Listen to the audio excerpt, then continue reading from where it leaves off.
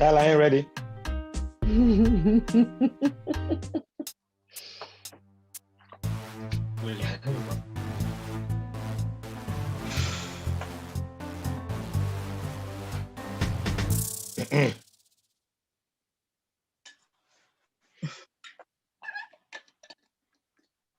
Hello and welcome to another episode of This Is Us. My name is Dee and let me introduce you to our wonderful panelists. So we have Tyler. What's up, people? We have G. Hello, everyone. And we have Jude. Hi, guys. Okay, so today we will be talking about university education. Is it overrated? It's another episode that sort of links into our growth and development. But before we start, let me just ask you all to hit the subscribe and the notification bell. So, university education, is it overrated? Guys, let me just check. Everybody on the panel, do we all have a university degree? G, do you have one? I have two. You have two, fantastic. Jude, do you have a degree? Yeah, I have a BA and I'm doing a master's program currently as well. Well, Tyler, your hand went like that. What does that mean, Tyler?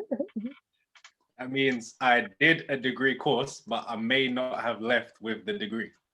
Okay, so Drop out. You went to university, but you did not complete the course. I completed the course. Okay. So I went to drama school, which is the equivalent of university. So I did a BA Hons in acting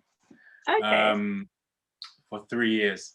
That's after doing 2 years at college. So the reason why I didn't get my actual degree in my hand, the piece of paper, was because I basically got suspended from drama school. I could have gone back, but then I got an agent. You go to drama school. I know, I told you it's going to be controversial. You go to drama school, right, to get an agent to become an actor. Yeah. So in my third year, I got an agent after my first show. I got signed, and then whilst there was some, I'll tell you the story another day. It's not for now. But anyway, I got a job within that time that I was suspended. I never went back, and I never looked back. So you finish, you have the qualification, you just don't have the documents to say that you have the qualification. There you go. I did the course, so the 2 years, so it's 2 years of studying, and the third year is the professional prep. So I basically just didn't do my dissertation. That's it.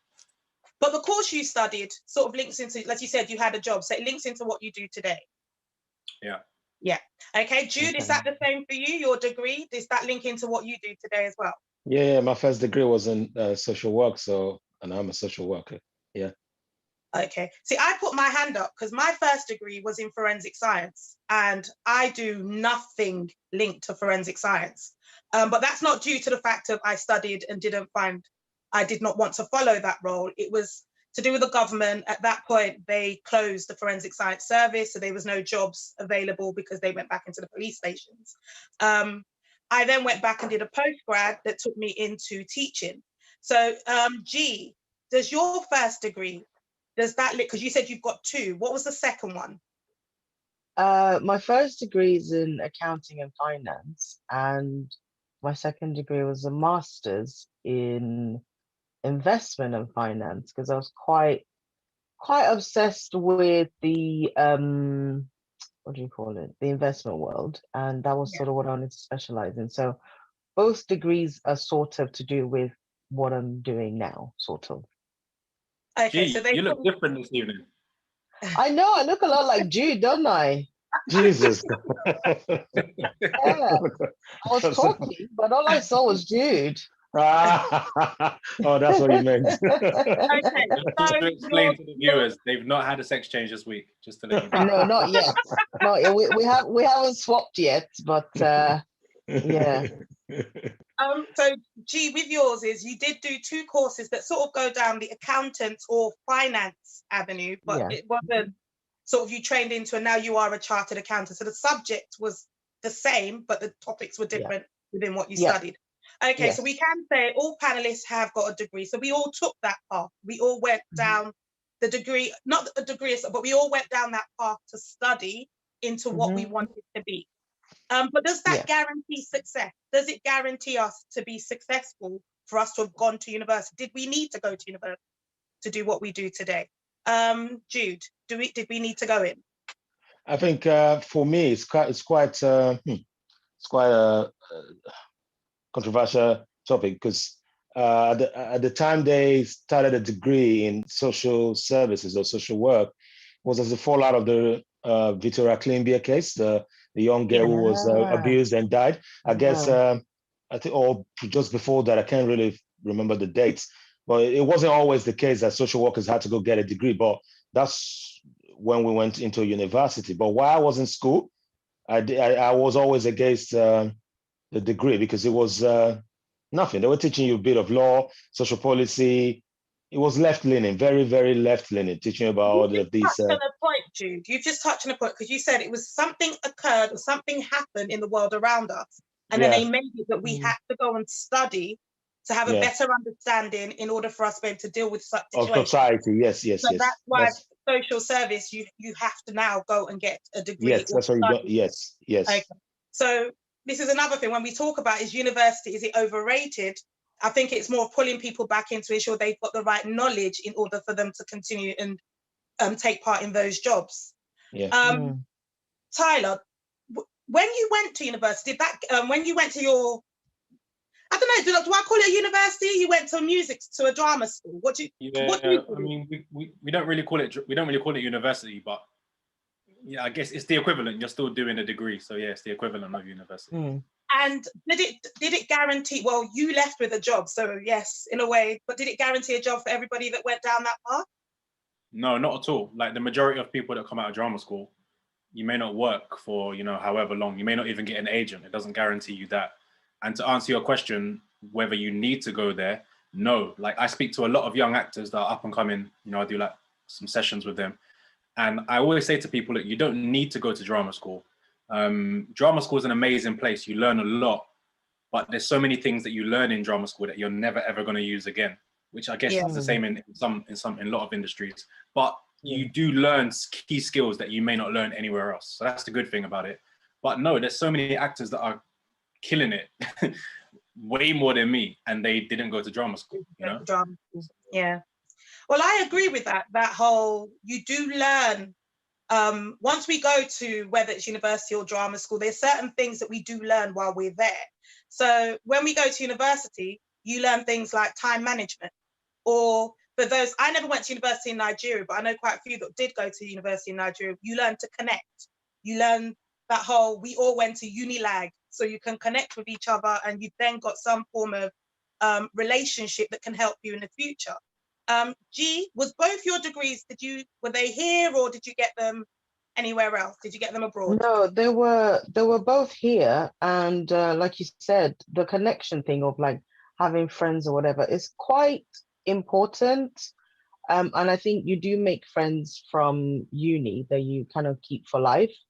I don't know. I don't think I ever wanted to go to university in Nigeria, to be honest, because I don't know if you guys know, but back home, most of the universities have like cults and things like that. And you hear all sorts of stories about what the cult boys would try and threaten you to do in order to basically live, And I remember I used to say to my dad that if I ever went to uni in Nigeria, he can be rest assured I'd be dead in a week, because I'm not trying to listen to anyone to come and tell me to do something because I'm trying to study and stuff. So, I mean, that's probably part of the reason why I was shipped over here soon enough to start A-levels and stuff. But you do make connections. You do it's the first time for a lot of people that they kind of learn how to live on their own and learn a lot of life skills. And I know the number of people I had to teach how to cook, like boil an egg, laundry. People would come to eat. Yes, we had a girl like that she was the only one that knew how to cook jollof rice properly. So we all congregate in her house to eat. Well, I didn't know it's a learning place. I was just the house that people used to come in to eat. So we would all together sit there, and I was like, I'm going to try and put pasta together or chicken. But I didn't say I could cook. It was just, that was the house everybody will come to. Yeah. But fortunately for me, I did not stay at home for university. So that for me, it was a life-changing experience, because I went to a university in Canterbury in Kent. And with that, I made connections of friends that we're still close today. So that was donkeys years ago, but we're still very close today. And I know certain people, when I apply for jobs, or we're talking in the field, there's people that will call me, oh, do you know this person? They attended the university. Was it around the same time as you? The connection's still there, but I know it's stronger in other countries, like America and Nigeria, but we don't sort of have that same kind of, it's who you know. If we went to university, we can connect you to get you a job here. We don't seem to have that sort of connection here. Which But I Jude, think is a good thing, because then it's on merit, not on who you know. I agree. Jude, do you think university is overrated? From what you guys have just been saying, especially the connection bit, and you spoke about jobs, it seems like it's kind of overrated. We're paying thousands of pounds to go get a degree just because we wanted to be in some certain class or learn how to cook or eat jollof rice. So it is overrated somehow. I still think it's overrated. I think as social workers, we could actually train to become a social worker while doing the job as an apprentice, as opposed to going to get a degree, like I said. I agree. The degree, yes, there's some ethics, there's some values you get from uni. But for me, I thought it was a waste of 3 years. Just get a rubber stamp out of that and say. Don't you think for like your kind of work, which is social work, you need to know the legal stuff as well, which is, I think, quite important. And No. There's no legal stuff that you actually do learn in uni. All of this you learn on the job, man. Most of the things we're doing on the job now, they never taught us in uni. It was just speaking big grammars and talking about ethics and values and anti-oppressive practice, anti-racist practice. We all know that. You're taught all of that in college. So I thought they hurriedly put the degree together just to become relevant. Social work wanted to be relevant because the doctors have a degree. The other people we work with, psychologists and psychiatrists, we work with them on a daily. They tend to have that power. I think social work wanted to flex the same muscles with them. So not for them not to look down on social work. That's why they went that way. So in some courses, it is overrated. But then again, like you said, most young people are told what G said. It's the place where you get connection. It's a place from home where you become an adult. It's another fantastic place for people to meet and get married.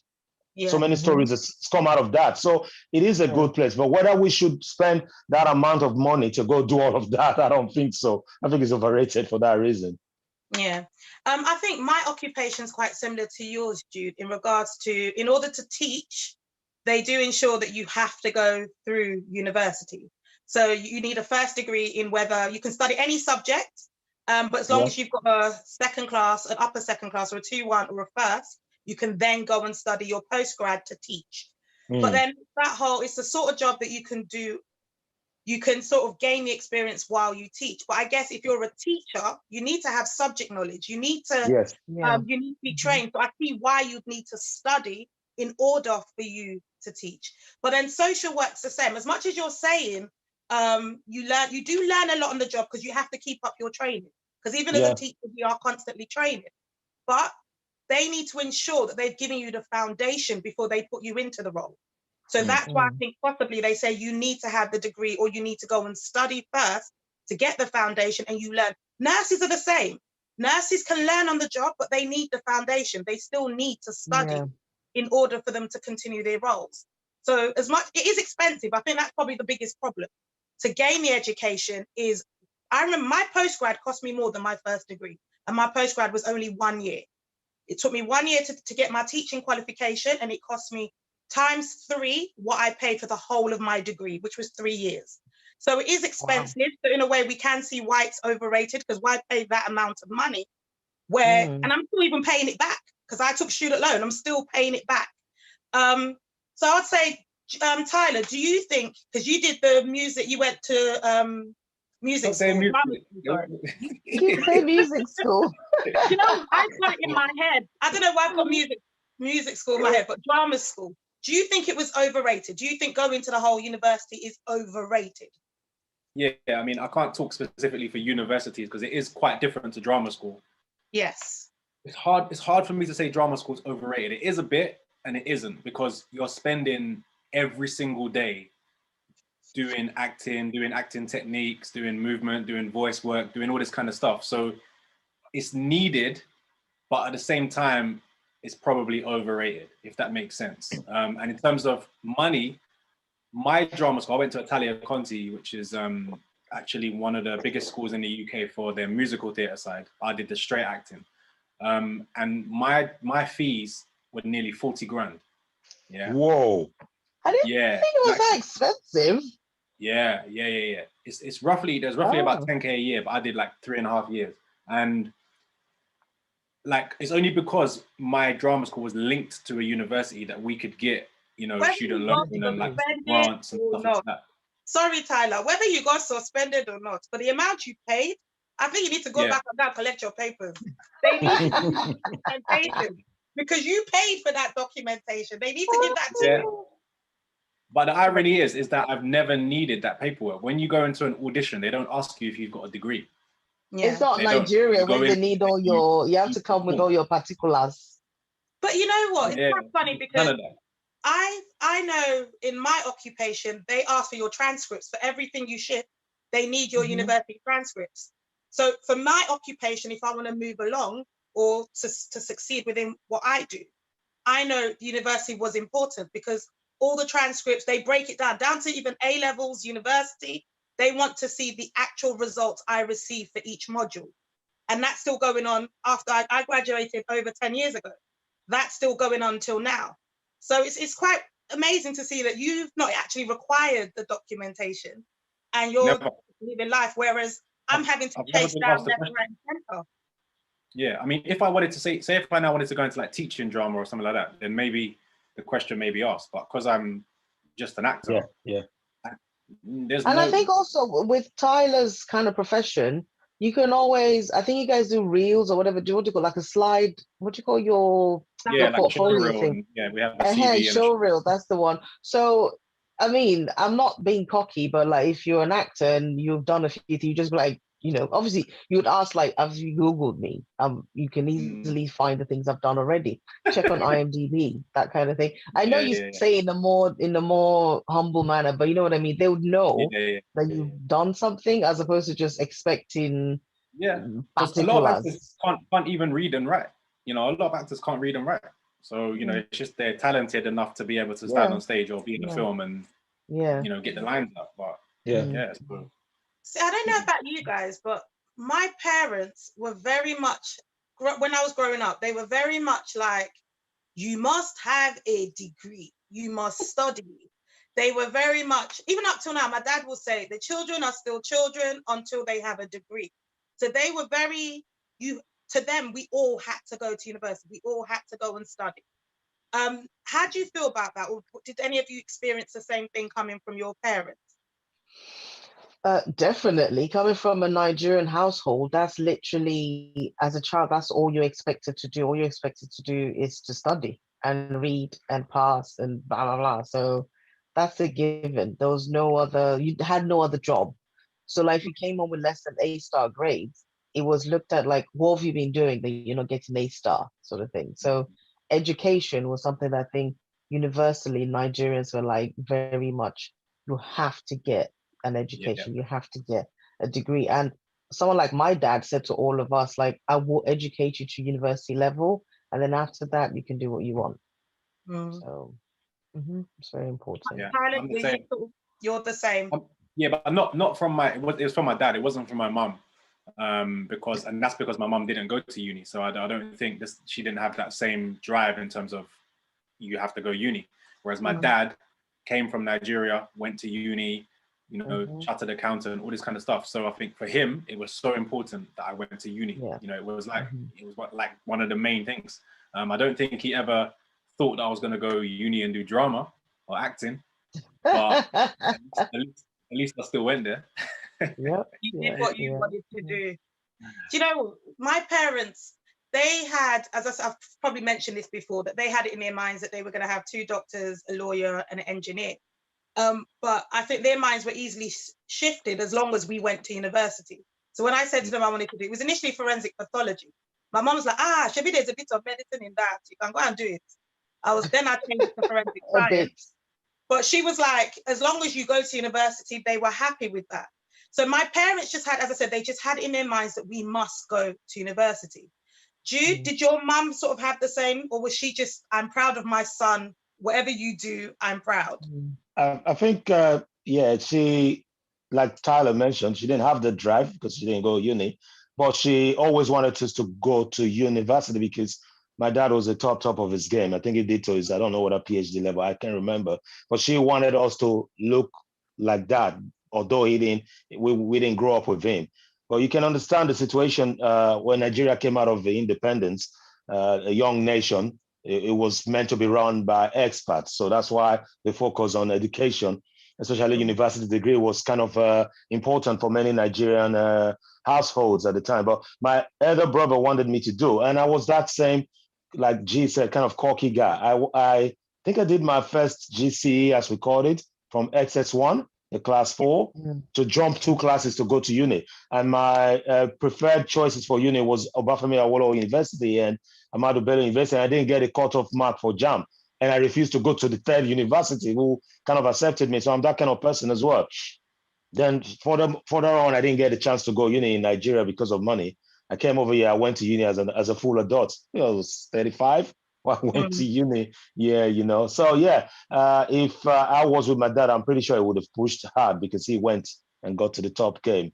But you're saying that you went to uni at 35. So you went to uni knowing what you wanted to study. You knew exactly what you wanted to do. And I didn't at first. I liked law, like I said previously, in one of our shows. I liked law a lot. I would follow law programs on TV. Femi Gani Fawehinmi was a person I would just watch on a daily. And I wanted to do law in England. And a friend said, hang on, you're going to end up in Woolwich just doing immigration work for Nigerians who won't pay you. No, don't do it. You're a black man, blah, blah, blah. You must get something to give you a job. And he then told me about social work degree and said, there's a bit of law in there. And you like talking, you still be talking to people, representing people and all. So I said, okay, let me go see. And I did. I actually went to go do a access course for law, and they accepted me. They thought I was sound enough. But when he introduced me to social work, I just left that one. I went because it was about the money as well. So I really didn't know what I was going to do until I met my friend and I went into social work. Yeah. So one thing we can say is all of us have studied. We've studied what we wanted to do. So I know mine was initially not the right subject, and then I went over to postgrad and I did the subject I wanted to do. So I'd say we're all successful. So we studied and we're now all successful in what we do. But let's talk about the next generation. Let's talk about our children. So what do you think about your children if they said to you that they did not want to go to university? How would you feel about that? G, how would you feel about if your son told you, Mum, I don't want to go to university? I think in this day and age, you don't have to go to university. That's my take on it. You don't have to go to university. There's a lot of people that are actually more advanced than university. So university is wasted on them. So why waste time? Forget money. Money by God's grace would be water for me. Yeah. So it's about the time you're going to waste. So I think I was watching something, and it's something I've taken on board that I'm going to use in my life in terms of if you want to, I don't want to say drop out, if you don't want to go to uni, you literally have to come to me with the business plan and tell me what your plans are, what you want to do. You can have a gap year, that's fine, but I still need to see a plan. What do you actually want to do? You have to justify why you need to take this time off uni, off the track, which is what everyone wants to do. And I think both my husband believe in, if you have a genuine talent with your hands or with your brain or something else that's not 100% academic, because I think when you go on the academic route, you do need to go to uni, because I think there's some things you need to learn, like theory or whatever. But if you have a natural knack for something, absolutely pursue it, but have a plan and have a thing like, okay, I'm going to do this for 2-3 years, allow me, and then if that doesn't work, I'm going to go to uni, sort of thing. It's almost like, I wish I took a gap here to really assess what I wanted to do between finishing A-levels and going to uni, but I didn't have that option at all. So if given the option, and you have parents that are blessed enough to be able to tide you over into whatever you want to do, like an apprenticeship or something, I'll definitely say go for it. I work with somebody that she decided not to go to uni, and she decided to go to do an apprenticeship in aeronautic engineering or something, which you would assume needed a degree. And she aced it. And she was like the only girl and everything. She aced it. And she didn't have a degree. So you don't have to have a degree. You don't have to go to uni. I would never force my son to go to uni if he didn't want to go. But for very good reason, though. You can't just sit in my house eating rice. One of the good things, I think one of the good things of being within the UK, this is just from my knowledge, is I think they push as much as GCSE. So once you've got your GCSE, it's sort of the child's choice as to whether they want to further their education. And when we look at these like the courses, the jobs that build up by skill, quite a lot of them only ask for you to know up to GCSE level. So they ask that you've got your GCSE maths and your GCSE English. And if you have, and science depending. And if you haven't, they still send you back to go and redo them. There's courses that can help you with them. So well and truly, if we look at life skills in general, you, as if you're not sort of specializing in being a medical doctor or even an astronaut, well, I'm presuming going up into space, you need to learn physics and maths. But if you're not looking to go down those paths, GCSE and then training up and having a plan might just work for you. But Jude, will you make it compulsory for your children to go to university? Yeah, no, kind of hypocritical, seeing that I'm doing a master's degree now. So no, I won't, just because of that unnecessary pressure and stress. I have to manage the expectation for them. Like G said, they'll grow into their own and find out what they want to become. And like G mentioned as well, we just have to be more resourceful, because there are a lot of training programs out there that you can go do and major in wherever you want to become. You don't really have to go 3 years of uni. I guess uni helps the government in a way, because if people get shipped into uni, then the unemployment rate will be kept down. If every one of them decide not to go uni and stay at home, that will be the unemployment rate going up. It's not good for our books. So there's always a reason for why we have these different structures in place. But yeah, we have to be resourceful. I talk to them sometimes about what they want to do. They can go get a training or two on that. There's so many organizations offering this thing, but I said there's so many, but it's limited for a lot of the young people. So they kind of fight over it, and there's no chances for apprenticeship for older people as well. So people going to uni at an older age, you don't have the opportunity to do it. I don't understand why that is. That really annoys me. Every time I see the adverts and the apprenticeship thing, we say, can you call age so and so? So I'm like, what about everybody else? Because how do I don't like the word mature. Mature is people over 60. Because currently I'm doing a master's in global politics and international security to end up in diplomatic kind of side of things. And they've sent us fantastic opportunities for internship and get more experience, but they all get towards very, very, very young people. And I'm like, I'm a granddad. That rules me out. So it's just become, why did I really do this? Because I was looking at, what? Africa is growing. Africa is a place we need to go back to anyway. So I could help in those settings, like work with the AU and all of that. And I like politics and terrorism and all of that, war studies. That's what I want to do. So it's more of what I wanted to do, not to go get a job. But if the job came as a result of, then great. So Tyler, if your child was academically gifted and talented, so you could see your child becoming a medical doctor, as in they had the ability, the natural ability to do so. And at 16, your child told you, do you know what? I don't want to study anymore. No plan, just I don't want to study. What would be your reaction? Well, it's a difficult one.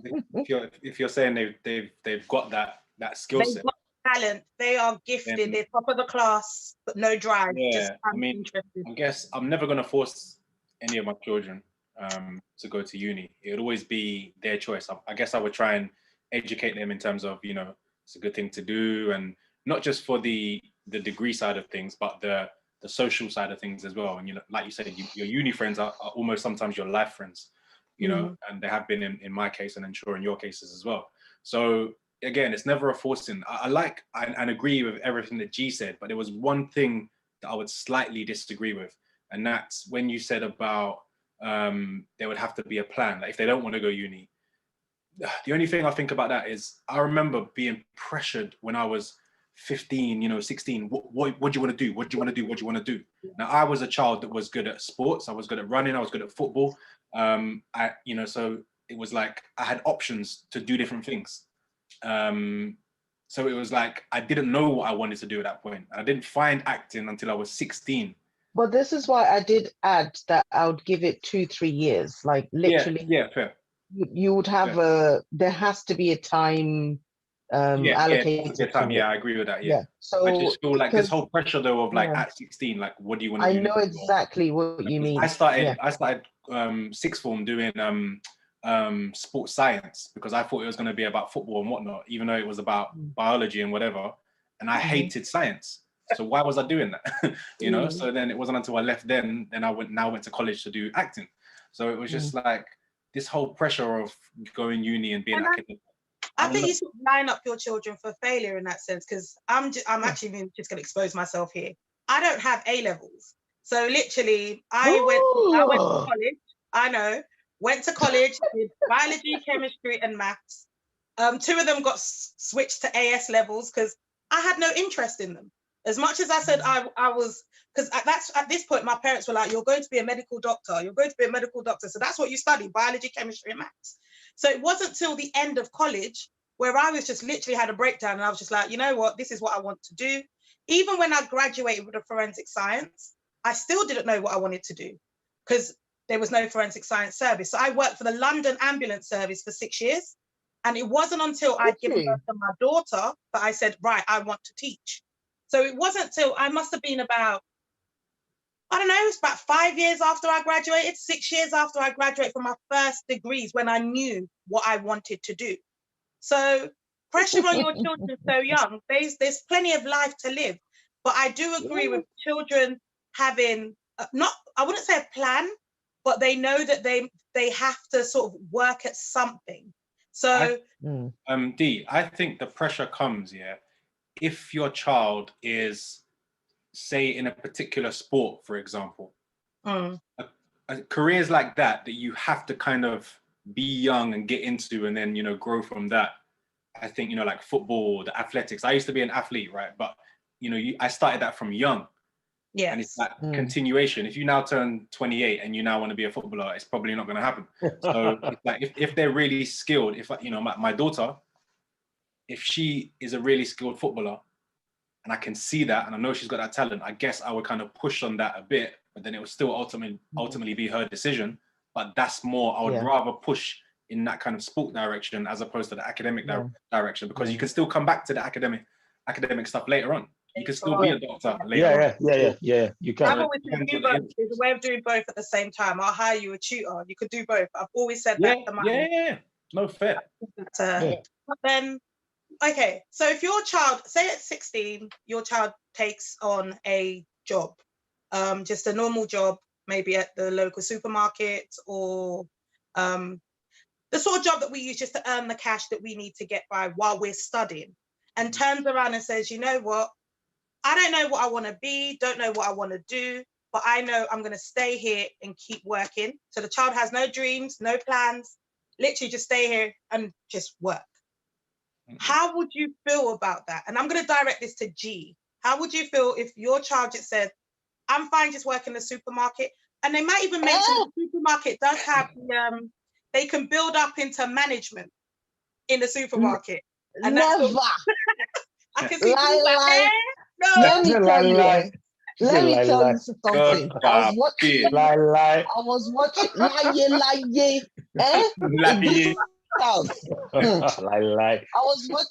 I was watching, I don't know, something, The Voice, whatever, one of these shows. And this guy came up. This guy was 39 years old. You could tell he goes to the gym. Obviously, he has a lot of time, which you find out. He was really buff. He goes to the gym. He said, I want to be a singer. He had the guitar, whatever. Still lives at home with his parents. Came on the show. And then he said something. They asked, what do you do? He said, get this. He didn't work in the supermarket. He's the person that collects the supermarket trolley from the outside to bring it to the inside. This guy was 39. He's been doing this job since he was 18. Hey. So I remember that day, when you have to pause the TV, and you can tell I'm a bit passionate because my Niger accent has come on fully. I was like, wait, I paused the TV like 18 to 39. You're still in your parents' house, sorting trolley, and you want to do music. And nobody has told you you're rubbish at this music thing and go and find something else. So to answer your question, lie. If you're going to work in a supermarket as a part-time job for a summer, like I said, with me, have a plan. Like, come with the plan. Literally, the last day of this plan, this whatever, I say, oh yeah, come, Baba. Wait till they happen. What's the next something? I like a plan. I like to know what's coming up next. So for me, I am telling you right now, I reject it in the mighty name of Jesus. You'll never be in my household. That somebody will be sitting, working in supermarket. This gentleman you're talking about, we don't know his backstory. We don't know what's happened to him. I'm going by what he told me to us, the viewers. As the four of us are sitting here talking, as I said, we are educated. We are very much, as in, we know that we want to support our children, and we know that that is something, as you said, something that a young person could do to earn extra cash. That's not somebody that would expect somebody that's as a full-time age 30, in their 30s is prime years. If it was older, you could say, okay, they've lived life and now they're looking for ways to yes. Prime years. So as I said, we're educated. We're very much thinking of how our children can drive because we want the best for them. So for that person that you were mentioning, we don't know what's happened to them. We don't know whether they've had that support but we don't. He said he was pursuing music. He wanted to be a musician. He came on the show and he was awful. So when you know how they show the backstory before they start singing. So you're like, man, if this guy's been pushing trolley and staying at home and his mom has not said nothing for however many years that is, don't ask me to do math. I don't do accounting on the weekend. For however many years that is, he must be amazing. So we thought he's going to come on. It's going to sound like, I don't know, some sort of rock, or some rockish, whatever, something he was thinking. So like, oh yeah, come on. And this guy started singing, we're like, what? I'm trying to I know, that's why I said that nobody has told you you're not good at this singing something. He would have been like, watch this one, he's calm. You know what? I've said to my husband, if ever our son decides he wants to do music, I want to go to X Factor, and I know he's not very good, I would drive him to the X Factor. If I know it's not good, I will drive him there. I'll find one cafe to go and say, when you are finished, call me. I'll come and pick you up. It's not me they will see in the gallery saying his mom is saying, you go on your own. I've told you can't sing, but you want to go. Oh, yeah, go. But, not every person out there that's a singer can sing. We have to remember that. So the guy could have caught his break. He could have made it himself. You know what I think the guy could not sing, D. He could not sing. I think that it's down to, I think the difference between us as parents and maybe our parents is that I feel like our parents would have the conversation where they're like, I want you to do this. My dad wanted me to be a chartered accountant. Whereas with my child and my future children and whatnot, I think the conversation will be more like, throughout their growing up, the conversation will be fluid in terms of, you can do this, you can do that, you can do this, you can do that. And once the child's hearing, okay, I can do this, I can do that, I can do that. Then I think when it comes to that conversation where it's like, okay, what are we now deciding? What's the plan? Because you've been so open and you've backed them whatever kind of direction, most directions that they want to go in, then at least I think the pressure won't be on them as much to be like, okay, I have to do this, And now the kids these days are entrepreneurs from like 12 years old, 15 years old, whatever. Yes. So if they come to us now with like, I want to play computer game and people watch me, it's almost like, can we say no to that? Can we say no to that? How can we make money from that? That's right. Then they'll see you KSI, who's a millionaire. Make money from that. Yeah, they'll show you. The small boy. The small boy that tests toys and is now a big millionaire. Ryan. If my son can be Ryan for Lego, because the amount of Lego I find in crevices in this house, that would be perfect. But so far, as young as my son is, every single thing he's wanted to indulge in that he wants to do, I've obliged him. He said we tried a free ballet class. He said he liked it. We did ballet until he didn't like it. He wanted to play football. We played football until I was the one playing the football and he's sitting down. So everything he's wanted to do, I've said, I'm very much like the last time I asked him, he said he wants to be a firefighter. I said, okay. So I kind of always ask him, like, oh, what do you want to be when you grow up? So that I can sort of get an idea of where his head is at. Yeah. So that when the time comes, I can, as a parent, guide him, not say, you must to do this, you must do that. And I already know my husband is very much like, as long as he's bringing in money, whatever he's doing, that's fine. See, my daughters, I don't know, Jude, because you've got a child that's age 13, 14. My daughter's age 13, and she already sort of talks about what she wants to do. She plays football, but at the same time, she's into food science.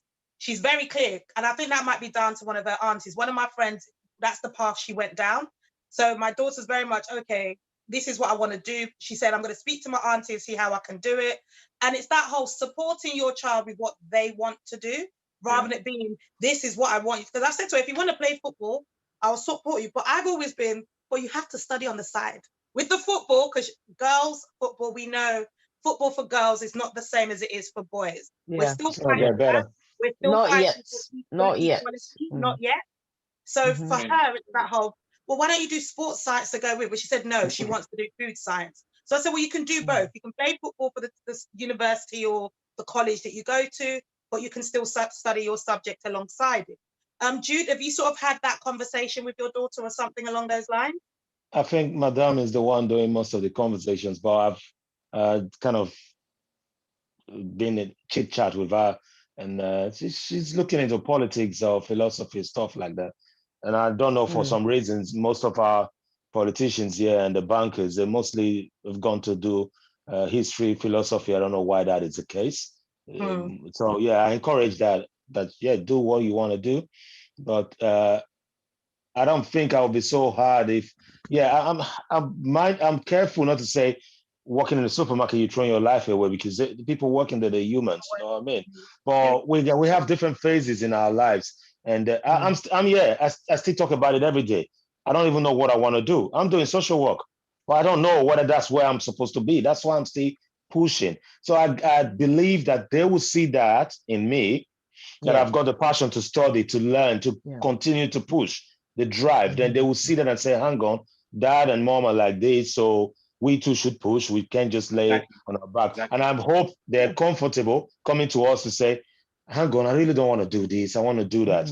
I want to do that. I know somebody who's heard from another friend that the son got into Oxford, and he was very good at maths, and he got disappointed because he underestimated that family. And now he's by force pushing his own children to go do it. I'm like, I don't do that. Not my business. My dad tried that with me. No, my I'm dad not doing tried that because Oxford Cambridge thing. Yeah, because that person is a different person. You know, it's my fail in physics and fail in chemistry. I agree with what you just said. I really agree, and I think it's a really strong, important thing to remember, that there's a lot of people in the world. I think almost everyone has a talent, right? Whether they know it or not. And there's a lot of people out there that have amazing talents, but are not fulfilling their talent, their dream, whatever it is, because they've either not been pushed, they've not been guided, they don't know how to, all these kind of things. A quick example: me and my wife were in Italy, and we met a woman my wife won't remember, but we met a woman in a restaurant. She was serving us pizza, right? This woman, she wasn't Italian. She spoke 8 languages. Imagine that. I had the audacity to say to her, why are you working here? Because you could be working for MI5 or 8 languages. Do you know what skill you could you can walk into a job with 8 languages and be you know? I think it's opening the doors and knowing where to go. I think that's possibly what we're trying to do for our children. We're trying to ensure those doors are open for them. So, for example, if you knew your child could speak 8 different languages, would be like, well, why don't you try this? Why don't you try that? Or why don't you try this? So would open those doors and just try and get them engaged into something that, I don't know, they can build upon those skills that they have. But if we think, because as much as we're thinking that children can, I don't know, most of these careers do require them to study up to a certain extent. So, for example, this woman can speak the 8 different languages. She might not have learned it from studying, as in going to university. She might have learned it from traveling and studying self-studying. So self-studying, learning it by herself. But let's think back in regards to universities themselves. Are they still fostering innovation? So are they still, or let's think about our inventors, our builders, so the people that build cars and the people that put things together. Some of them need to go to university in order to do so. If we think of the vaccine, inventors would have had, the scientists, they would have to get together to create that. So if we're saying our children can go off and be entrepreneurs or do things that don't require studying, who will do these things? Who will go ahead and create the vaccines? Or there'll always be space. There'll always be space for that. I think there's always going to be that child that wants to. Yeah. I was gonna say the same thing, that I believe there's a way that God has created the world and people, humans specifically, and given them specific talents that would naturally take them on the path that is absolutely necessary.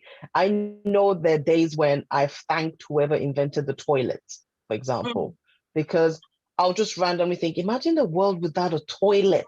Flushing. You dig a hole. You dig a hole in the backyard. Exactly. I know, but you know what I'm saying? Like, the person actually sat down to think, okay, we'll do this. They probably didn't go to uni, but they probably did. You know what I mean? So I think everyone has the inherent talent that they have to foster and see where they go. There are people that definitely want to go to uni. There are people, not just Nigerians, that feel like to get to a certain level of achievement, you need that particulars, that certificate, that transcript that says, I went to uni, that says BA honors, blah, blah, blah.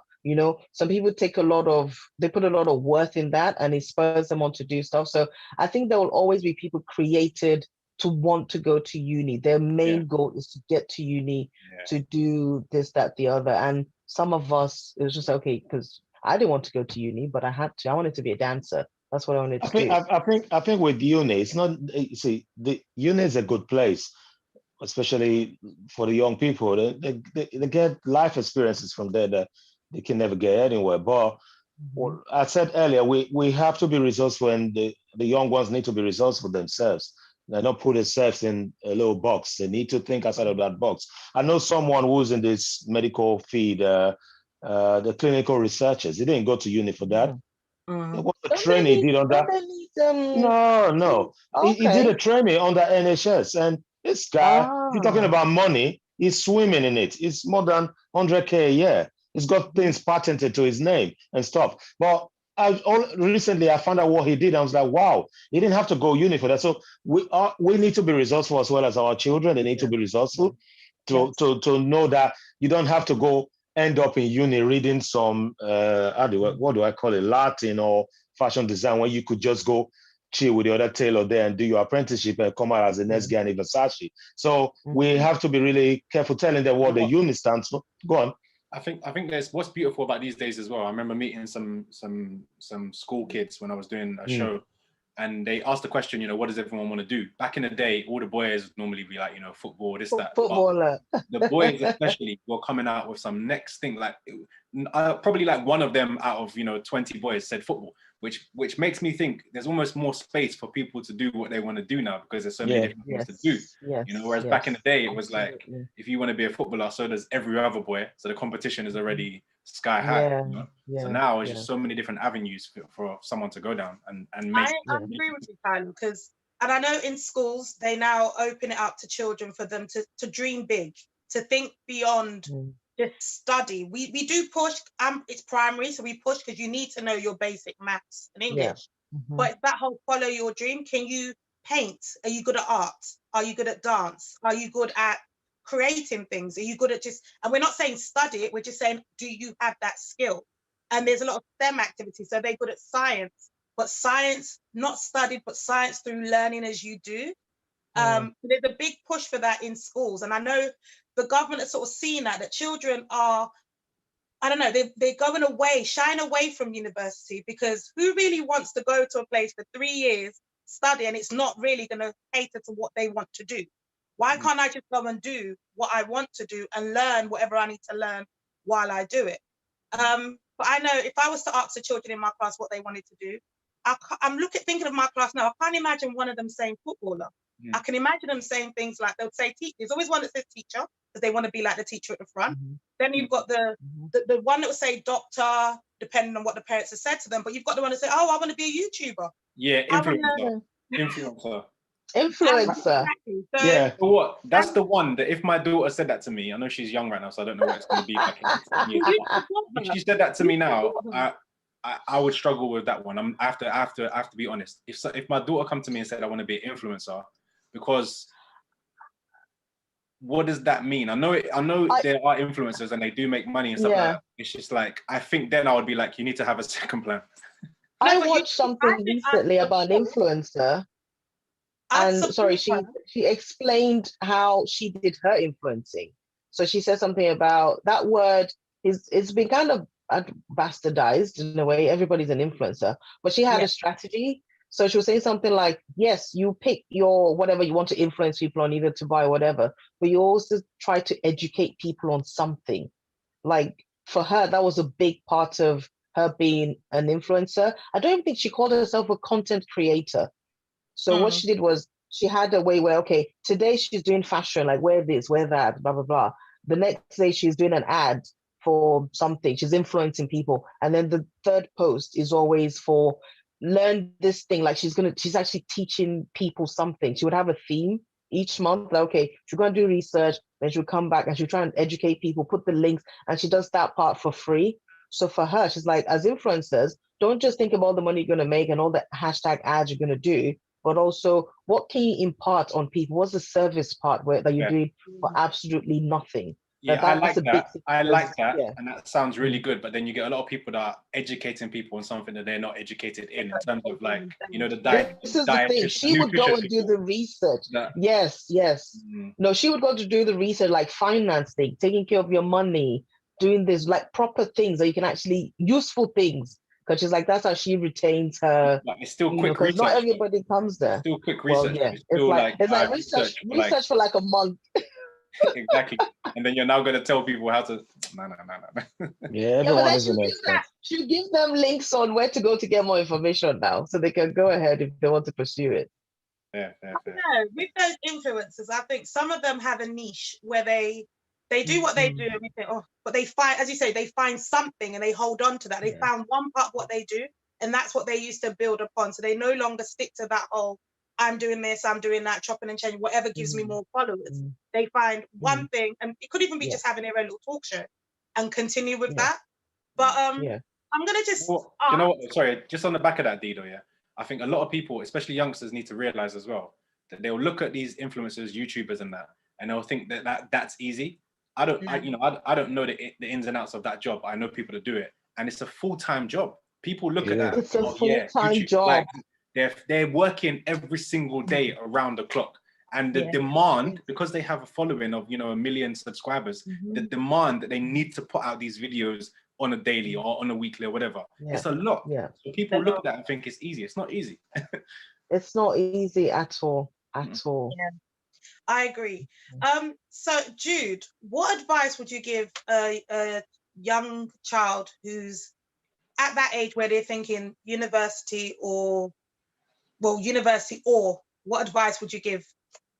Before I give them advice, you just to quickly go back, you were saying something about innovation, whether the universities to give you opportunity to create and all of that. It's still happening, but there's not a lot of attention or investment in that aspect in the UK compared to places like America, where you have Silicon Valley and people who are very generous throwing money around. So having said that though, for the young people, I would say, please think outside of the box. And the box includes UK as a physical or geographical location. This is not it's not the only place where you have unis or where you can make things happen. Think outside the box. Maybe just getting out of the country for a year will give you that perspective, Maybe look at across the Atlantic to America, because in America, you have so many philanthropists who give money for these good causes. People who don't want to go uni, who do one or two things, they're all there. They're here as well, but there's not a lot of attention on it. So the traditional way, the traditional system is just to go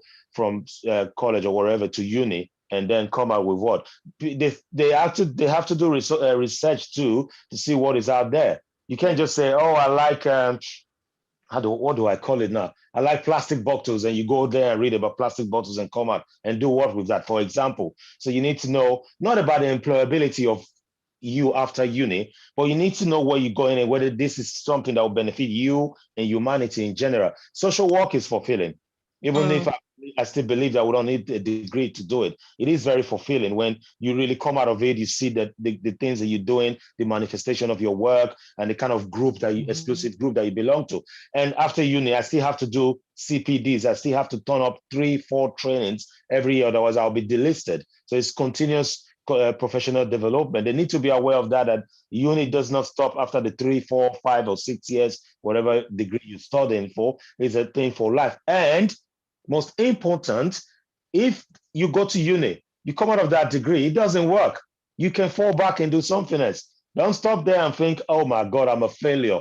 I can't start all over. You can start all over. There's always up. You're not a failure. You've never failed. You need to take a break, start all over. You, like what Tyler said, I'm really glad he said that. I'm thinking of doing that in my master's program. I'm thinking of, you know what? I'm not submitting your essay to hell. Sorry for my language. You can actually say, that's it. It's not for me. See you later, and switch to do something else. I hope your parents, like myself, will be able to sit down with you and say, we accept whatever decision you've made. Trust me, because if we don't do that, if we don't give them room for that, we might be setting them up to fail. Because sometimes it clicks when you're like 2-3 years in uni, and you'll be like, this is all wrong for me, man. I should have done this. Because sometimes it's just peer pressure, friends telling you, wow, this is great. Look at America. Now, just to be controversial a bit, they say COVID was killing a lot of Black people and minority people. People say, oh, it's poverty. I say, look, you're not looking at the real thing. Where do we run to? We overpopulate the frontline jobs. Because first of all, it's not our passion for it. It's about money. They told us, Jude, go be a mental health nurse. Go be a nurse. Go be a psychiatric nurse or be a social worker, because it's quick opportunity for you to get a job as a Black person. That's why we got into frontline. So we can't just put our children in one box and said, go be a nurse, because that's what it's easy. They can dream, like Tyler said, they can dream, and we need to give them that opportunity and the environment to be able to dream. But can the outside environment now be able to accommodate that dream? That's why I'm saying they need to think outside of the physical location of UK. They need to think far and wide and search. Yeah. Brilliant. Thank you, Jude. G, what advice would you give a young person that's growing up in regards to university? I would say if you're lucky enough to have grown up with parents or guardians that sort of teach you the importance of values, I think that's quite important, because that would help you to kind of decide where you want to take your life. So if you know that whatever your plan for your life doesn't involve uni at an early age is good. But as Jude said, if even halfway through uni you decide, this is not working for me, never feel like it's too late, to do it. I, for one, got a career coach in September last year. And as of January this year, I've started a different course. Like, it's going to be a 3-year course and it's something that I'm so passionate about. I've booked off time off work to use my holidays to study for this thing, because I'm so excited to be doing it. And this is me complaining about being an accountant for over 10 years. So just sit down with your friends, sit down with your family, tell them what your plans are. Sometimes someone gives you advice, or they can see something in you that you can't see. So if you're thinking of going to do a particular course, someone else can say, actually, based on me knowing you, blah, blah, blah, and your values or whatever, this is where I think your strengths lie. And you're really good at this, you're really good at that, blah, blah, blah. And that might help, but definitely, and I think as adults as well, as many young people that we come across that are, oh, I'm going to uni, because I know I've done it. I'm like, oh, okay, what are you going to study? Oh, do you really like it? Is it really what you want to do? And I know a couple of people that have actually changed what they wanted to do later on, because they're like, oh, because my parents want me to do. I'm like, well, what do you really want to do? And I kind of get in there that way, because there's no point wasting time. Again, the time you waste at uni doing something you don't really want to do is time you never get back. So really, really think about it, and then know that even if you do decide later on, a year or two in, I want to change my course, change it, start again. You're never too old. I mean, look at me and Jude, we're old and we're doing new courses. Am I old? That's right, you are. Thank you. Tyler, any advice? Yeah, so I would break my advice down into 3 sections. Number 1, I would say, and G mentioned it earlier, take a break, go away for a year, have a gap year. You've just been studying all your life. You're not quite sure whether you want to go uni or not, whatever. take a gap year. I took a gap year. It was great. You know, did a bit of traveling, had fun, seeing your friends, whatever it is, take a gap year and relax. And then when you're ready to come back to studying, you may know by then. The second thing I would say is don't put too much pressure on yourself. You know, we've all just spoke about changing things later on in life and whatnot. So don't put too much pressure on yourself at 16, 17 years old to decide exactly what you want to do for the rest of your life. And number three, I would say have some sort of, if you kind of know what you want to do, try and find some sort of mentors or role models that you can go to and say, what did you do? How was your route? Did you do this? Did you go uni? What did you study? Ask the questions. Always speak. Ask anyone who's in that kind of industry that you want to be in. And that just from what they're saying, they'll give you little nuggets that you can be like, okay, let me try that. Let me go this way. Let me do that. Whatever, you know? So yeah, that's my 3 pieces of advice that I would say. Oh, that's brilliant. What I would say is the 3 panelists have both all mentioned things that I would put together to give as advice to a young person that's looking as to whether they want to study or they just want to build themselves. What I would add to that is, if you have a passion in something, think about how that could be what you do as you grow up. Because if you love something, why can't you use that as a career? Why can't you use that to be how you provide for your family and how you find yourself successful? So if it's, for example, you enjoy playing an instrument, you can use that as what you're going to do to provide for your family. If it's you enjoy food, you can use that as to how you provide for your family. As Tyler said, speak to people, find a mentor. Life is a long journey. You've got plenty of time as long as you're working at it. That's my advice. Always keep working at it and never give up. Never give up. And the world is your oyster. Don't just stick to London. Don't just stick to the UK. You have the whole world to play around with. I'm going to ask our audience, university education, is it overrated? We say, well, I say yes. Other panelists, I'm presuming, are sort of on the same par as me. They all believe, yes, it is overrated. But what I want to say to you all is, thank you for tuning in to This Is Us. If you could please just hit that subscribe and the like button, as well as the bell for notification. And we will see you the same time next week. This is us, and we have arrived. Bye-bye. Have a good week, people. That's my dab.